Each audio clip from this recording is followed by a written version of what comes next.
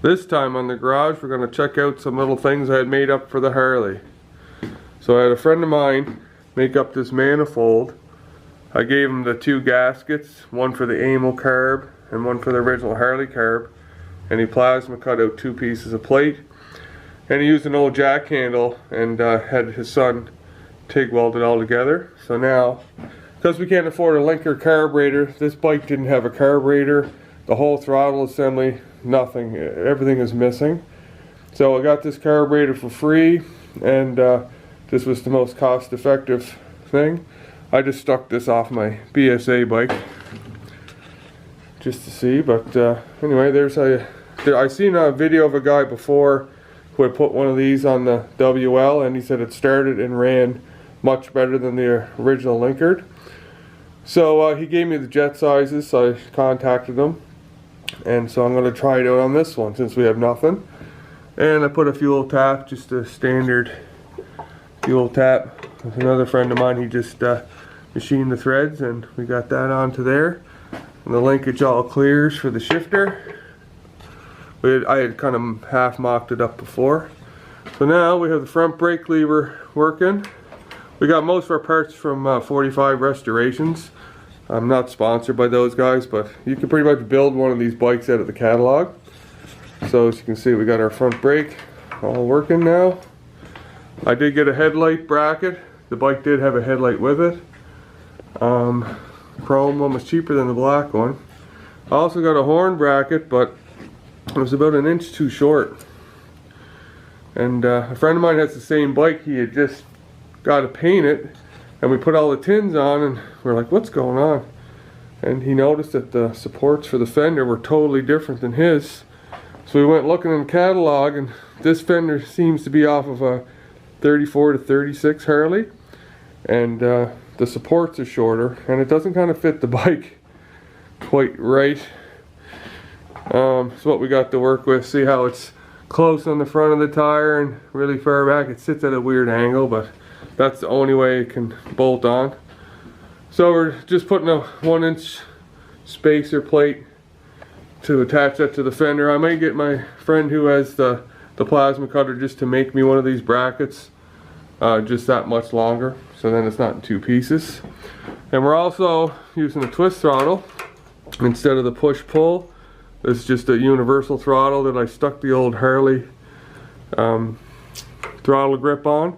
So I'm going to get a little aluminum spacer machined here to take up that little gap, and it'll look kind of like how the original one has that gap there. So it'll have the stock looking grips on it.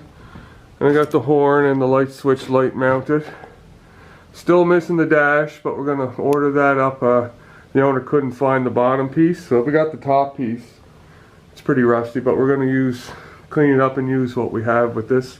Like this, you know, say not much of a budget for this, so we're just trying to get it on the road. There's a couple other little things.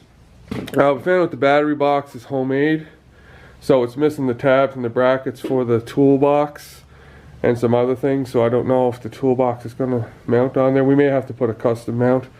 I'm not too concerned with that yet. We did find something. The brake kept hitting the exhaust, and we couldn't figure out what was going on, so we looked at my friend's bike, and there's a little stopper here that when the brake comes up, it's supposed to stop it from going all the way backwards. So this one, it doesn't feel like it's cut off, so I got a feeling that this is not off of this bike either. So I'm going to make my own little stopper tab and weld it on there, and that way the brake won't be smacking against the exhaust every time you let it go. So next, I'm going to make, I just got a universal throttle kit there, so the cable is really long, so I'm just going to cut it, size it up, so I'm going to have a full spring return throttle, unlike the original Linkers where you roll the throttle on and you roll the throttle off. So this is a little safer. You let the throttle go, it'll snap back just like a regular carburetor. So she's roughly getting pieced together, and yeah, oh yeah, the throttle, the advance and retarded for the timing. Of course, no cables or internals. The internals for these throttle and advanced mechanism for the handlebars. They're hundreds and hundreds of dollars for all these little pieces, and we just didn't have the budget for that. We're just trying to get it to run and move, so that's why I decided to go with the cheap $30 twist throttle and a free carburetor and the advanced and retarded for the timing. I'm just going to do it manually for now.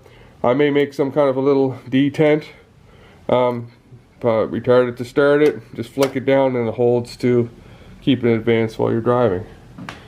So now the back brake does work. We got the exhaust fitting better. We loosened all the clamps and put it in piece by piece, and slowly it came together.